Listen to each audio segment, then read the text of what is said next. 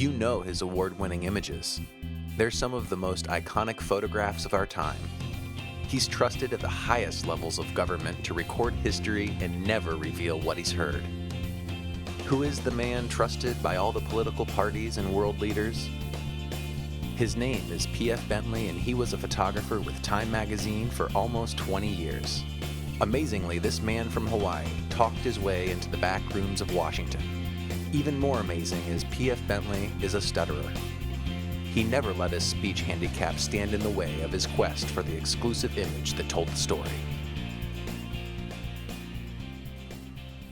Aloha and welcome to the Photo Brigade podcast, coming to you from beautiful Maui, Hawaii. I am with my friend PF Bentley. How you doing, PF? Aloha kakeheaka.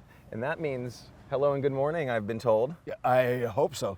PF lives just over yonder. I said yonder again. In Molokai. It's here. Oh, it's over that way. Molokai. And I say it right? Molokai. Yes. M-O. M-O. L-O. And and PF is an amazing photographer. He has worked in DC politics back during the Bush and Clinton administrations. He was a contract photographer for Life magazine. Oh, no, not Life. Time magazine. Time Life. Yeah. Okay. For Time magazine. And now he resides here in Hawaii, which is where you're originally from. We'll go through here in a little bit some of you had a slideshow. So I should backtrack and say we're here because I have been pitching this and talking about it on all my podcasts that I have this photo workshop in Maui Photo Expedition at the Four Seasons, and that's where we are. We're actually at the last day. I cannot believe that this has come to fruition. We've done it, and today's the last day. But we've had a handful of guests that we've shown around the island, and yeah, so that's that. We're here, and PF came to show some work. I heard that you came out here just to do the cast here. Yes. Well, you know, it's funny, we were just talking as well. I usually do these live in New York City where you can watch these live. Unfortunately, being out here, we're not live broadcasting, but it's always 7 a.m. when you watch it live and we're in New York because we're 6 hours ahead. It is in the early a.m. hours. So, but it is beautiful out here. You always say it's beautiful, and no joke. So welcome. Thank you for joining us. Thank you for jumping over to the other island. It was okay. A 20-minute flight. Quick trip. Hawaiian Airlines, right? Yes. Very nice, very nice. So anyhow, PF, I want to talk a bit about your background. Okay. How did you get into photography? I was out here. I was 18. It was just a hobby, and I wanted to shoot friends in the surf. And so I got some used gear. It was a Minolta SRT 100 camera, and I bought a used 500 f8. Really? And yes, and so the camera cost like $150, and the lens was another $200. And what happened was, I hadn't any idea, but I understood the whole ASA and the aperture thing and how it all hooks up. And I got some pictures in Surfer, and I also sold a postcard off of the first roll I ever shot. Oh, wow. And so that's incredible. Yeah, I was paid a whopping $38 for it, and I thought, this is cool. And so I was at UH. I was in education, and I got the degree I have. It's in education, but I continued it because just in case this other thing with the camera didn't quite pan out. And so there was this little hippie publication here on the islands that covered the rock scene. And so I was hired by them. The pay was terrible, but it taught me a lot because I kind of learned how to shoot under that kind of harsh concert conditions. So some of these photos, I'm just pulling up a few of them on the screen. Are these all shot for this publication? Yes, yes. All of it was on Tri-X. All of it was pushed to stops. It was done in what was it called? Occufine. Occufine. I don't even know what that is. It was to help to push 400 ASA film. Okay. And that's great. And you mentioned that you got into it was education that you started up in, which I didn't mention at the beginning of this podcast, but that's kind of what you fell into after your big shooting days, politics. You ended up becoming a professor at Brooks Institute of Photography. Yes, I was there for about 3 years, and it was a really great time at Brooks, and a lot of the people I've taught have gone on to do other things, and I was happy to hear of it. Yeah, well, also one of the camera crew guys that are behind the camera is a Brooks alumni as well. Yes, and the audience ought to hear how you flew, you and your crew out here on your own jet. On my own jet. To come here. Well, actually, no. We took the Four Seasons jet. They actually have the Four Seasons jet. Did you know that? It's pretty hardcore. They, I was talking to someone about this, but they have a sort of situation where you can take the jet to all the different places around the world, and on the Four Seasons jet, all the different Four Seasons around the world. Pretty amazing. So, I really didn't take the Four Seasons jet. That was a joke.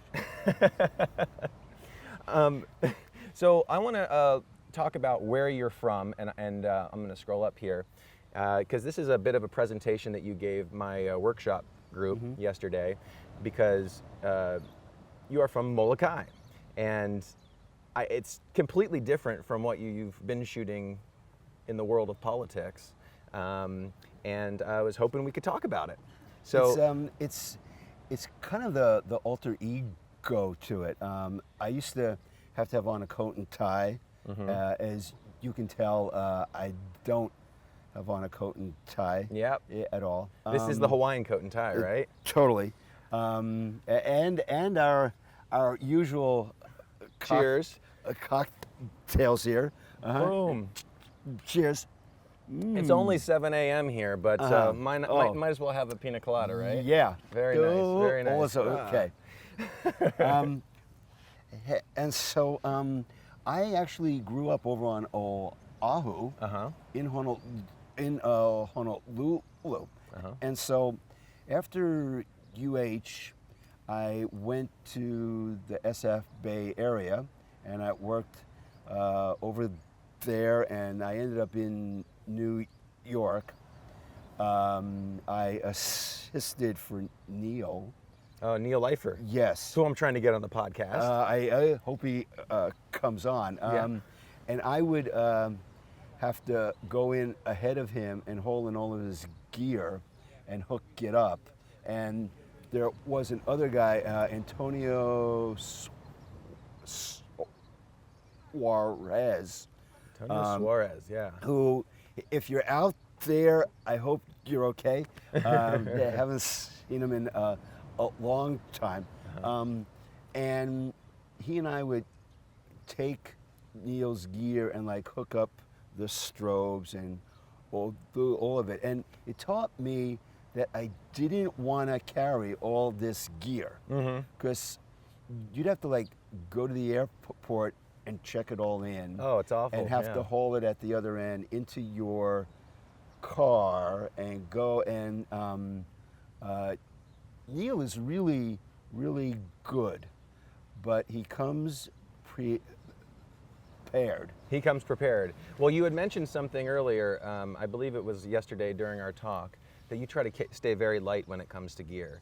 I'm pretty much the same way. I've done the sports thing, like Neil, of course, and carrying around all those, 400s, 600s and stuff, and it's just like, it's backbreaking, literally. And nowadays, I just have, basically the smallest Canon camera. Thanks, Canon, for making this workshop happen without you guys. So anyway, Canon cameras around me, and you're the same way, right? I always was kind of into that. You can shoot with one camera, it would be pretty cool. Yeah. And so when I used to cover the campaign or cover politics, I would have 3 cameras, one with a 21, a 35, and a 100. Oh, wow. And it's all I used because I was usually in so close that I didn't need anything over 100 at all. And even today, I try and just keep it as light as I can. It's hard at times when you're going out and you're trying to do a portrait. You have to just bring gear to have it look as if you haven't any gear. Right. And so, but I still try and just keep it as kind of simple as I can. Right. I have a pretty similar setup to what you've done. I never carry 3 cameras, but it's when you're shooting politics and you were backstage, not backstage, but behind the scenes for some really amazing moments in political history.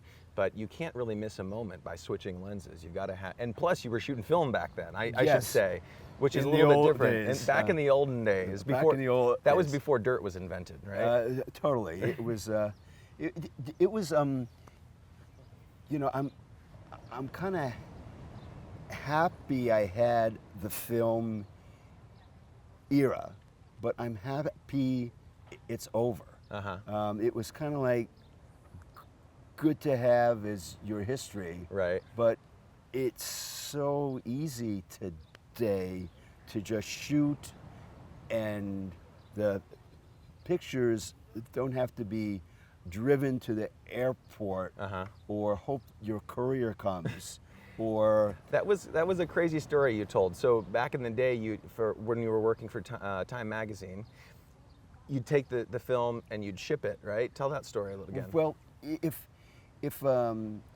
you were in another country, you take your film pack and you go to the country's airport and you look who's going to New York, and you would try and have to pick who looks okay. Right. By, can I trust whoever it is? You would just trust a random stranger. Yes, and you would go up, you would show your ID, you would show them what's in here. Right. And tell whoever it was that they would have to take this, have it opened at the X-ray, it can't go in, and you would tell them that on the other end in New York, when they came out of customs, there would be a guy holding up a Time ID card, and you will hand him the That's incredible, packet. and it sounds also very sketchy too. It totally was, but I don't think the film ever didn't get to headquarters. And so when you think of this today, to hand a person a packet, which they really haven't any idea like what's Really in here, inside, yeah. it's totally absurd. And you hear that recording. Yeah. If anyone has handed you anything, and it's like, You're that guy. Yeah, I'm it. And we would be out on the campaign, and usually you called your courier to come to your hotel, which would usually be after like 12 a.m. And a guy would be at your hotel as you came in, and you go like, "Hi, I'm Bill. I'm the courier," and time, and you'd hand him your stuff, and it got to New York, okay, and if you shot on Tuesday, you really hadn't any idea if you had a shot till like Friday, because you couldn't chimp. Right.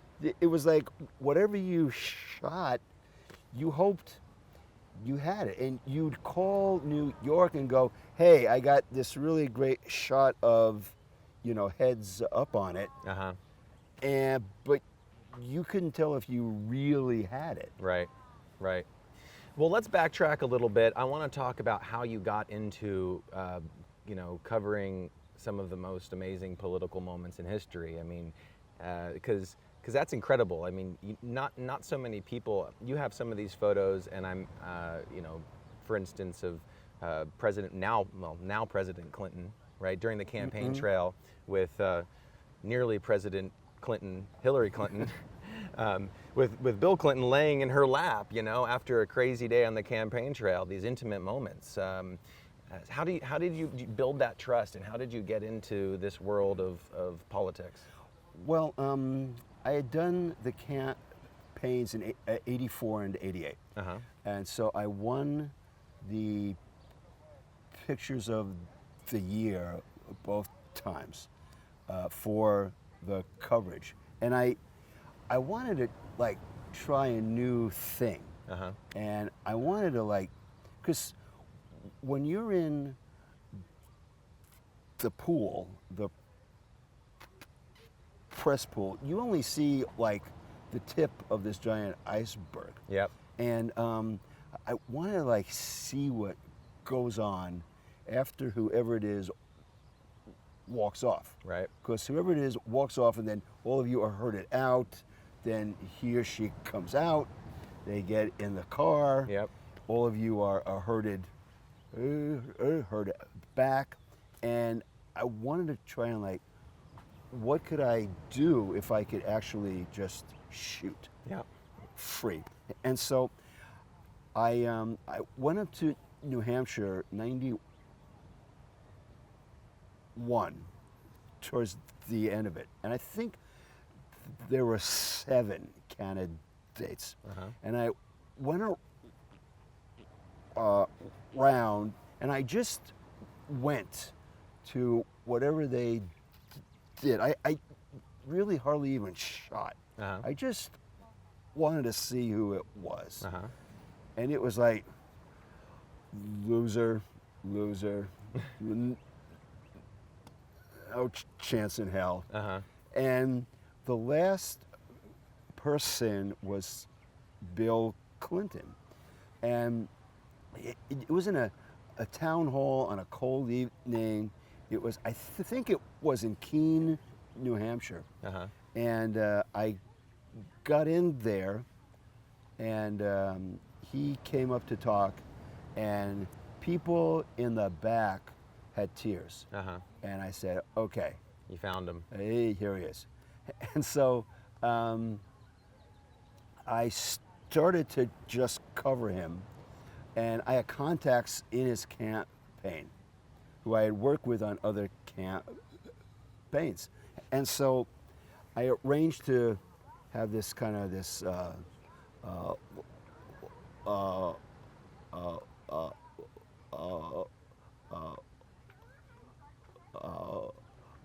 lunch. And in that lunch was George Stephanopoulos, Paul Begala, James Carville, and Dee Dee Myers. And So that's a crew. Well, today it's an all-star crew. But, and I told him what the idea was, and I pitched this whole idea of I would come in, I would shoot whatever I heard, I wouldn't ever repeat.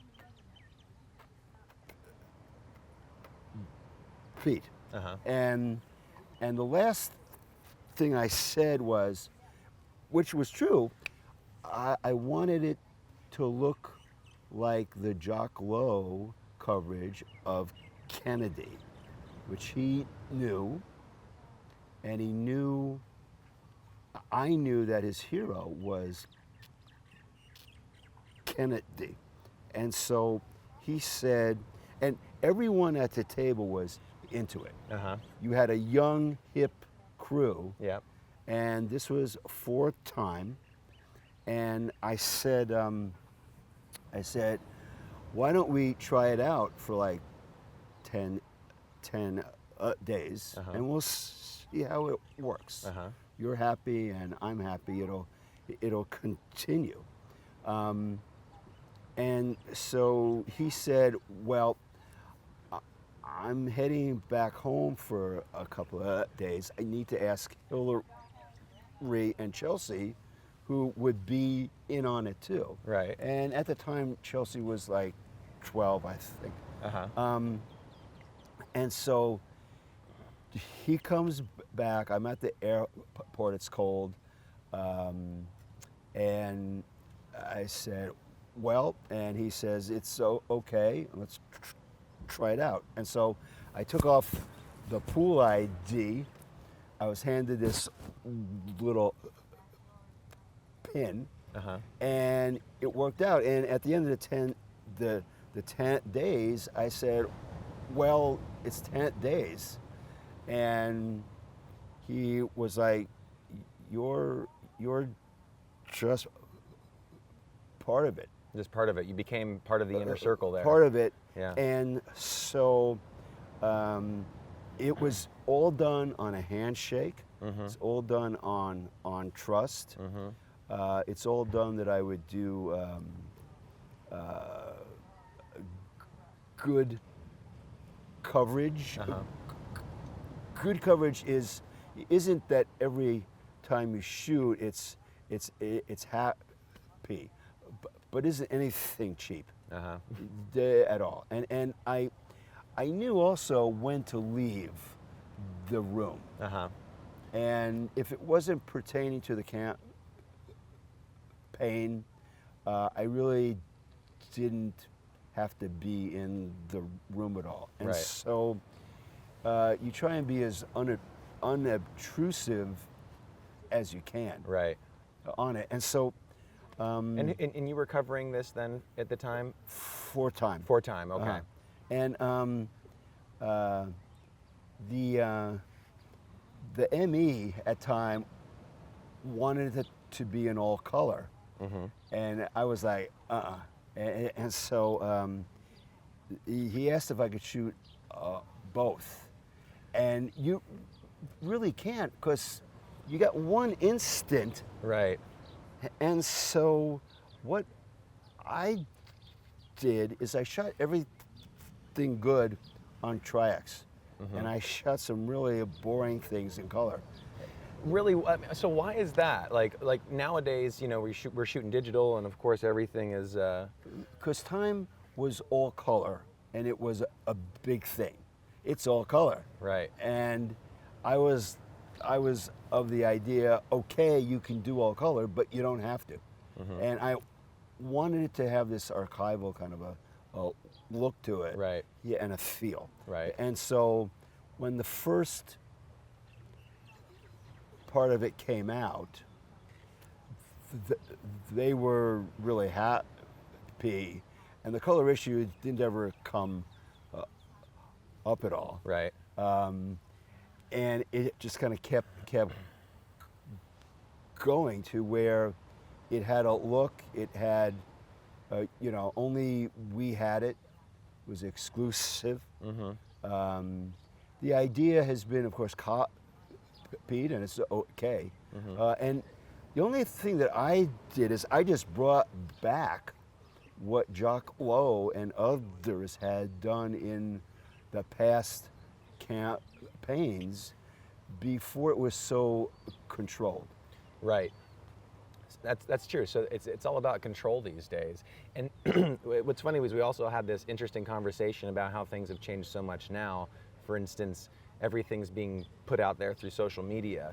You know, you talk about being in different countries, shooting these photos, having to go to the airport, convince someone or pay somebody to bring your film back. It goes in, you don't have any idea what you ended up shooting. Other people see your work, then it ends up in the magazine, and you're like, oh, okay, it turned out okay. That time frame was probably a couple of days before you, or a week before you saw the actual publication, right? Well, at times you'd be in another country, and it's like trying to hunt it out. Yeah, you would actually go to stores trying to find it. And so nowadays, you know, there's Flickr, there's Instagram, there's all these different social media networks where, you know, presidential photographers will just post their work, right? And it's out there in a matter of seconds. I mean, that's wild. How do you feel about that new?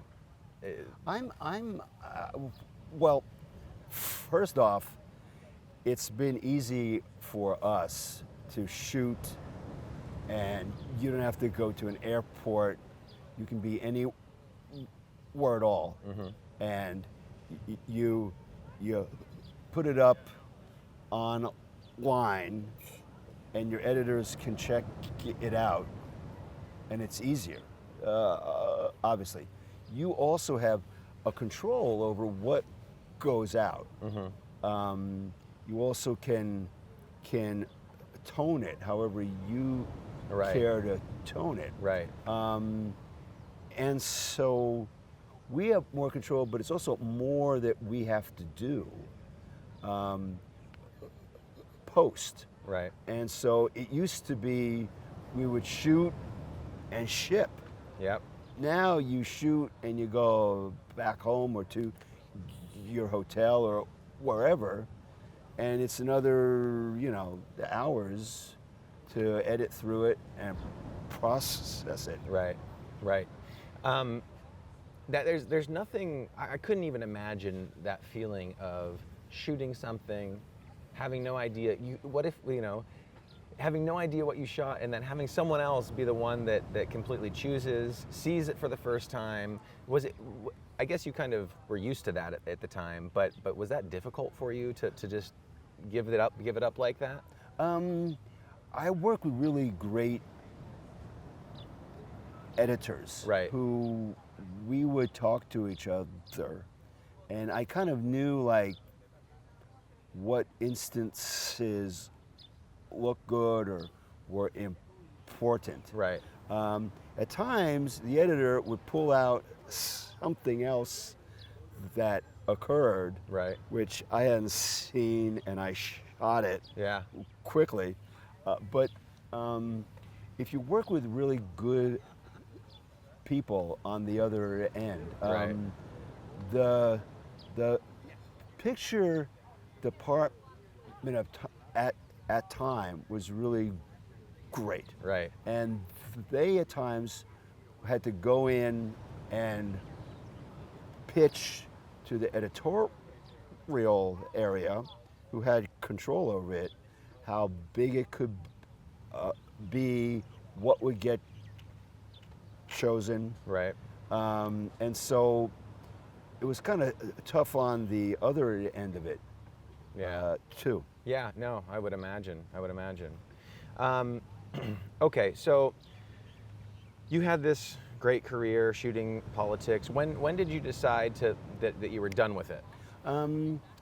Or did you decide? Was it chosen for you? It kind of, in 2000, AOL came in and took over time, and the contracts changed, and they wanted to own what we shot in perpetuity.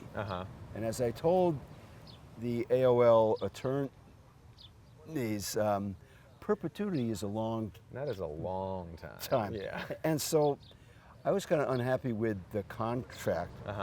Because when I look back at a contract I had in '84 and how it changed, in '84 it was all about us.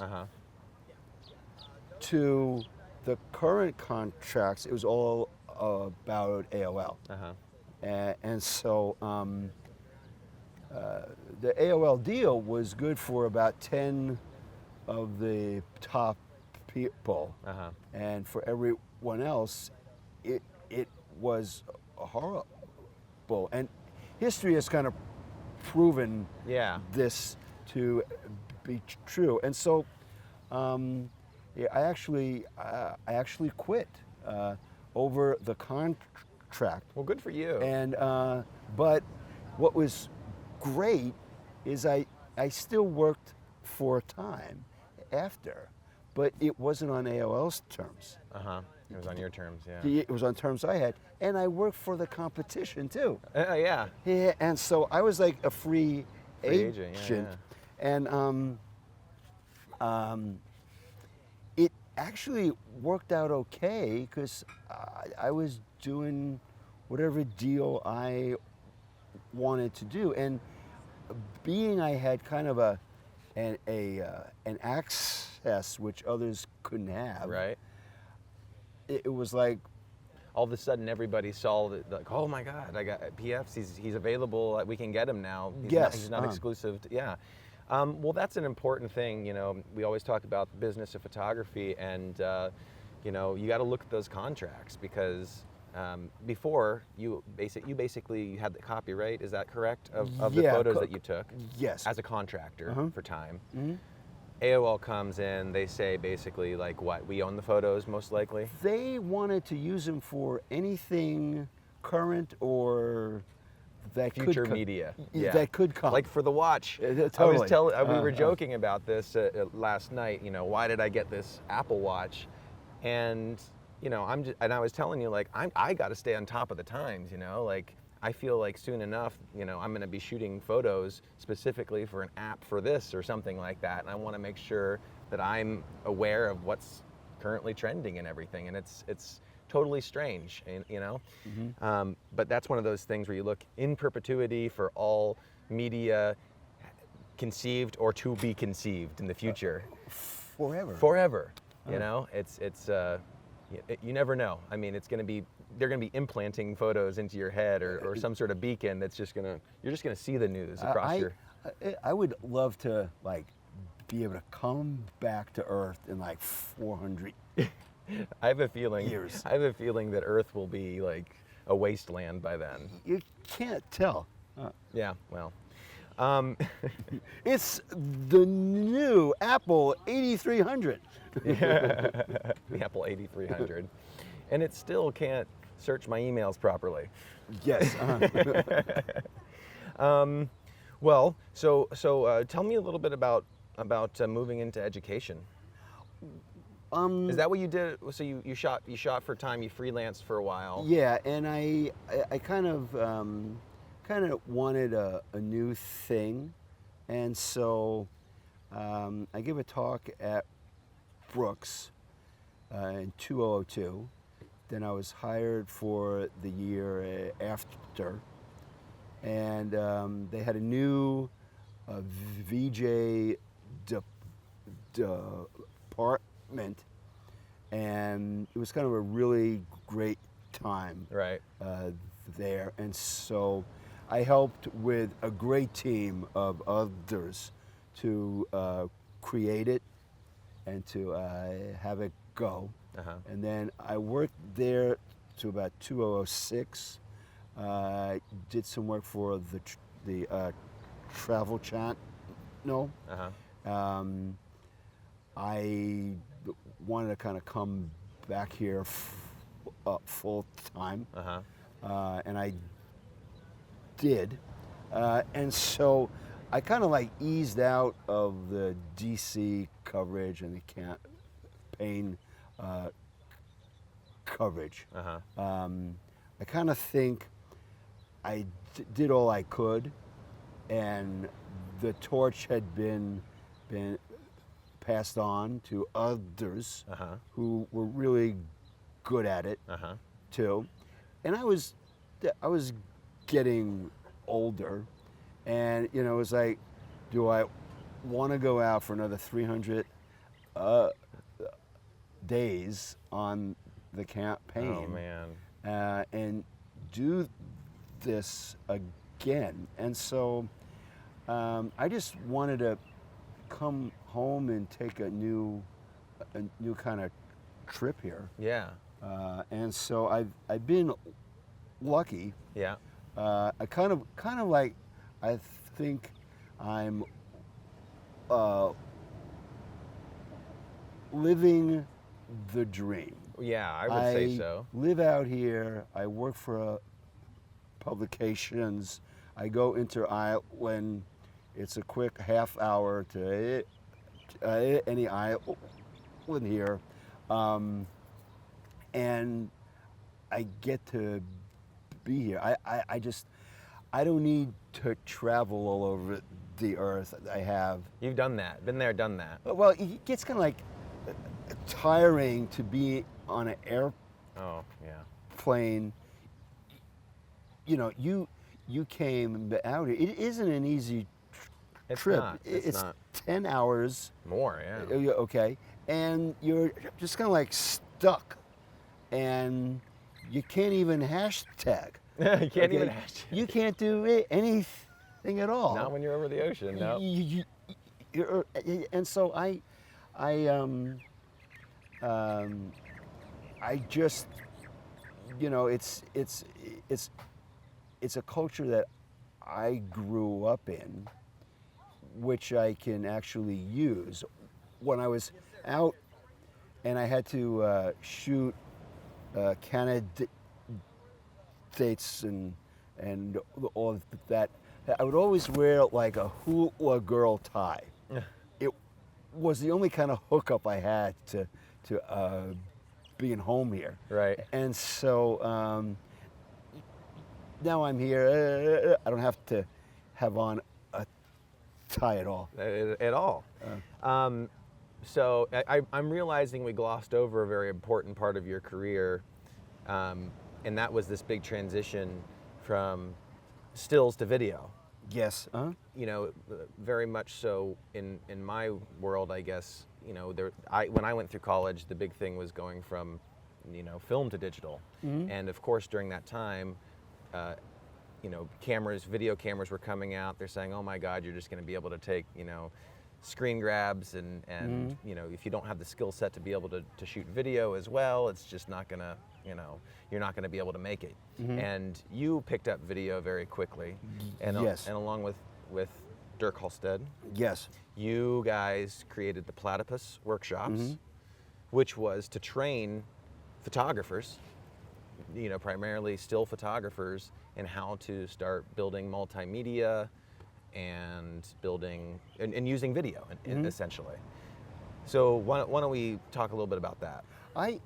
I look at it as you want to be as open as you can to whatever income you can have. Right. And whatever the job calls for, you need to be able to handle it.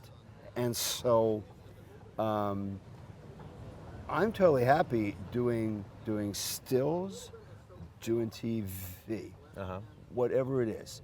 At times, you actually hook the two of them up. And you know, Dirk and I saw how this would change everything. Yeah.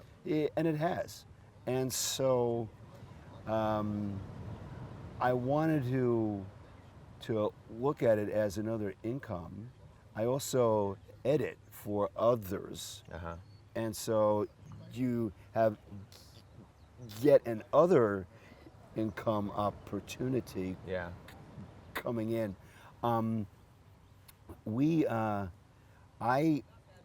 I learned how to shoot in '93, and '94 I think I did my first half hour for Ted Koppel. Oh, right. Yeah. And I did some programming for him, and he was great because he wanted to really push what could be done. At the time, the first program was done on cutting edge high 8. Oh, wow. High 8 tapes, and you know, at the time you had these crews with 1/2-inch tape, and I also on the trip after, I was the first to turn in on that new DV tape. And so they actually bought a DV tape deck and cameras, because Ted wanted, you know, his idea was he could go out with his own Handycam and shoot, and be totally like, because he would go out and you'd have a whole crew, and it's say, you know, the camera guy, the audio guy, the producer, and him, and so he wanted to just go and kind of do it, and it was a great opportunity at a great time.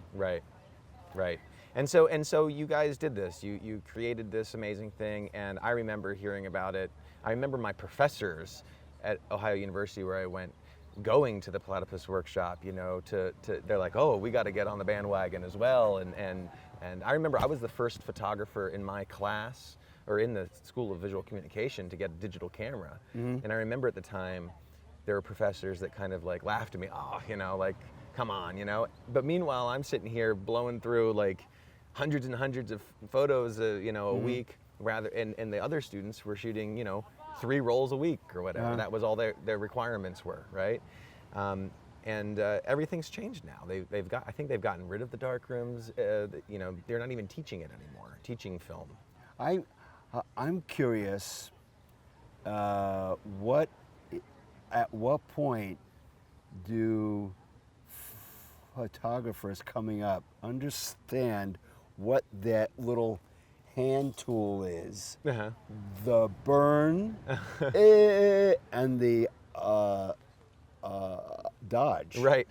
Well, I've actually had to explain that to somebody before, because it's like, you know, what is the burning and the dodging? And I said, well, it's actually a technique in the darkroom where you're doing this and, you know, putting your hand in there and yada, yada, yada.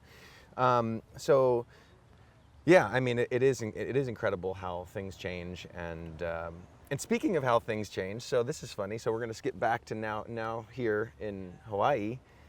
You have been working for a former student of yours. Yes, I have. Who is now an editor at Hana Ho magazine. Yes. Which is the Hawaiian Airlines in-flight magazine, Matt Mallums. Yes. Who is an incredible photographer. Yes. I have been wowed by his work for so long. And he's trying to kill me. He's trying to kill you. Well, he is. But it showed. So he was a former student at Brooks. He ended up moving to Oahu with his wife, Elise. Yes. And who is a great, stunning photographer. Oh, amazing photographer. And the amazing thing about, you know, them is I remember I've opened up spreads and they work on projects together. Yes. It was like the two of them. I was like, how awesome. Yes. Hana Ho magazine, if you've never seen it, is just an incredibly produced magazine. And it was, I actually did a job for the publisher of it. He also owns a sake distributing or something along those lines, and photographed something for him in New York the other day. But of all airline magazines, this is one of the best. It is the best, I think, I've ever seen. And it's like the quality of like National Geographic, but actually large format. I mean, that pretty much sums it up. Yes, and they love to like use it big. Yeah, they really, really, really show the photos. So, anyways, he ended up taking a job as a photo editor. Yes. And now he gets to call on his old professor. Yes, and so it's kind of odd because, you know, I work for him, and we have this joke that I'm only called on things that involve camo gear and being outdoors in harsh times, or it's up high and it's cold, or I just did this cattle drive. It was up at 7,000 feet. It was like 32 out, cold. Here in Hawaii, wow, that's incredible. Yeah, I was the only guy heading into Island who had like heavy clothes packed. Right. And these cattle aren't your tame cattle at all. And they will try and kill you. And then I just did an other piece on a tracking camp, and so it was like 6 days of camping out in the back of a truck, and I joked to him, like, when do I get to shoot like the Four Seasons Hotel? Right, exactly. You know, my story, actually Hanaho was the reason why I'm here. And I had a story that I shot for New York. They brought a New York flight, started a New York direct flight, and I shot a couple assignments in New York for the magazine, and ended up getting a few tickets on that trip, and came here to Maui. Ended up in there. They said to me, "Hey, you know, would you mind shooting an assignment while you're down here?" I'm like, "Oh, great, yeah, sure, I'll get paid while I'm here." And then they say, "Well, it's going to involve island hopping and going and photographing." Oh, no. Yeah, I know, exactly. Oh no, already. And then they say it's going to involve photographing all the beer breweries on the island. Even worse. I know. So, anyways, I said no problem. We made it happen, and you know, sort of the rest is history. I fell in love with the islands, and I've been coming here the last few years, and that's why we sort of put on this workshop, which has really been pretty amazing. Like, I know that you've only been here for one of the days, but you got to see last night. We went to Big Beach over here, shot skimboarding, and we had an authentic like fire dancer. Yes. Come out, and that just like that was mind blowing. I've seen what do you call it, a luau where they do that, but you're kind of far away from them. But they were, he was there. It was just him on the beach at sunset. It was hot. You felt it. Even a little kerosene got on it. One of our students got like sand kicked in her face, and they're right over us. And meanwhile, my partner who's running the workshop with me, Peter Lockley, and I are holding the strobes while, you know, for the students who are shooting him, and we're just looking at each other like, damn, I wish we were actually shooting this, because, you know, we're missing out. But that's what we're here for, is to make this magic happen for the students. So, yeah, so that, I mean, I can't believe that, like I said, that this has actually come to fruition, and it looks like we're hopefully going to do this next year, you know? Then I have to come. Yeah, you're going to have to come back. So, and so we need to we have to go, actually, because we're going out to the lavender fields, and so I need to wrap this sucker up. But this is the last day. We're going to have a gallery reception in the lobby area of this fabulous resort. But before that, we're going to go to the lavender farms, which is kind of a higher elevation overlooking everything. And are you going to come with us? Or are you going to stick back and kick it at the pool? Well, I got to check how these cold cocktails are. Very, very nice. Very, very nice. That's good. Yeah, I could come. Your call completely. But I know that we've glossed over so much on this podcast. But I really, really appreciate you again for coming out here. Oh, well, I got tired of seeing you in the East Coast, and just to tell all of you at home, I gotta be up. It airs out here at like 7 a.m. And so I gotta like be up and tuning into it. And at times, whoever you have on, I will contact you as it's going on, I'll say, ask him or her this. And so it was like, when you asked if I would come on, I said, well, you come out here. Who knew he would come out here? I told him I would. You know, you don't have to twist my arm. You don't have to twist my arm. I usually say thank you to all these guys at the beginning of my podcast. I totally forgot because of the surroundings, but thanks to Rode Microphones, thanks to Canon Professional Services for really helping support not only this podcast, Photo Brigade, but also Maui Workshop, MauiWorkshop.com, making this happen. I can't even, thank them enough. Adorama, where I'm usually doing the podcast, thank you. Also for supporting the workshops. Tenba Bags, who else? Lexar, Me Photo, Benro. I hope I'm not leaving anyone out here. Everybody, just thank everybody. Thank you, everybody. Thank you, my wife. Thank you to my production crew, Mike Eisler, Richard Patterson, and thank you, PF, for coming out. Bring it in. Until next time. Sure. Aloha, everyone. Hui ho. Okay.